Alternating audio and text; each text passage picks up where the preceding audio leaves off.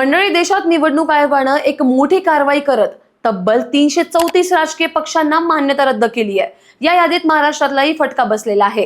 राज्यातील एकूण 9 पक्ष आता इतिहास जमा झालेले आहेत। यात Awami Vikas League, Indian Milan Party of India, Navbharat Democratic Party, Bahujan Rayat Party, Bharatiya Sangram परिषद, पीपल्स गार्डियन असे पक्ष आहेत।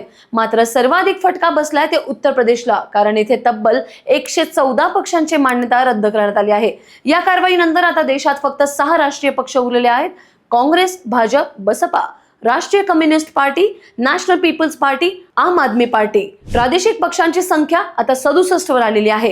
कारवाईपूर्वी देशात एकूण 2854 नोंदणीकृत राजकीय पक्ष होते, मात्र आता ही संख्या 2520 वर आलेली आहे।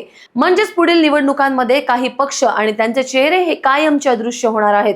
तुमच्या मते इतक्या मोठ्या राजकीय पक्षांना अमान्यता देणं हे लोकशाहीला बळकटी देणारा निर्णय आहे की राजकारणातली सफाई मोहीम?